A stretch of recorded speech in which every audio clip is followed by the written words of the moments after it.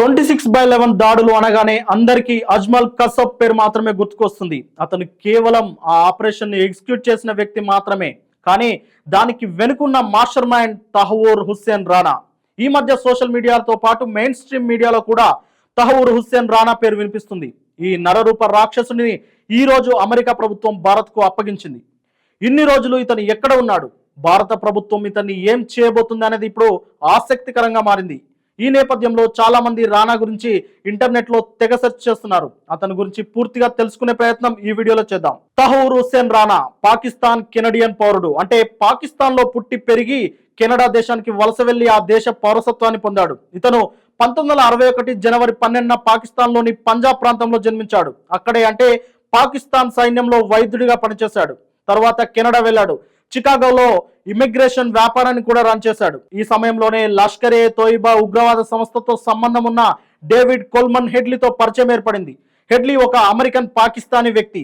ఇతనికి కూడా ముంబై దాడుల్లో సంబంధం ఉన్నట్లు ఆరోపణలు ఉన్నాయి. 2008 ముంబై దాడులకు ముందు హెడ్లీ 2006 నుంచి 2008 వరకు ముంబైకి వచ్చి రెక్కి చేశాడు. ఆ సమయంలో రాణా ముంబైలో ఒక ట్రావెల్ ఏజెన్సీని నడిపేవాడు. అలా ఇద్దరు కలిసి తాజ్ హోటల్, ఛత్రపతి శివాజీ రైల్వే స్టేషన్లను టార్గెట్లుగా ఫిక్స్ చేశారు. అయితే హెడ్లీ రాణాల ఫోన్ సంభాషణలను విన్న అమెరికన్ ఇంటెలిజెన్స్ హెడ్లీని అరెస్ట్ చేశారు. ఆ తర్వాత అతన్ని విచారిస్తే తహవూర్ హుస్సేన్ రాణా గురించి కూడా తెలుసుకున్నారు.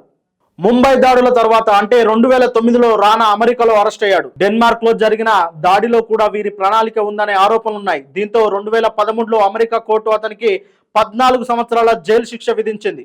ముంబై దాడుల్లో రాణా పాత్ర గుర్తించిన భారత్ అతన్ని అప్పగించాలని అమెరికాను కోరింది. అక్కడ శిక్ష ముగిసిన తర్వాత మన దేశానికి అప్పగిస్తా అని అమెరికా ప్రభుత్వం చెప్పడంతో రాణా వెన్నులో వణుకు పుట్టింది. వెంటనే తనను భారత్ కు అప్పగించవద్దు అని అమెరికా సుప్రీంకోర్టులో పిటిషన్ వేశాడు.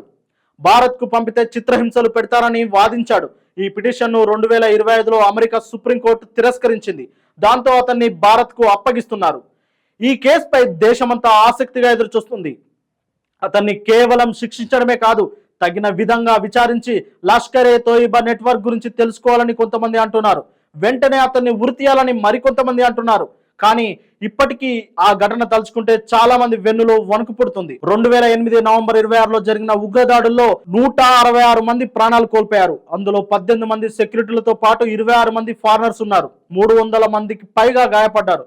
ఈ ఘటన భారతదేశ చరిత్రలో అత్యంత భయానక ఉగ్రదాడుల్లో ఒకటిగా నిలిచింది. ఈ దాడిలో ప్రాణాలతో పట్టుబడ్డ కసబ్ను భారత ప్రభుత్వం ఉరితీసిన విషయం తెలిసింది. మరి ఇన్ని కుటుంబాలలో విషాదానికి కారణమైన ఈ తహవూర్ హుస్సేన్ రాణాకు ఎలాంటి శిక్ష వేస్తే బాగుంటుందో కామెంట్ చేయండి. Thank you.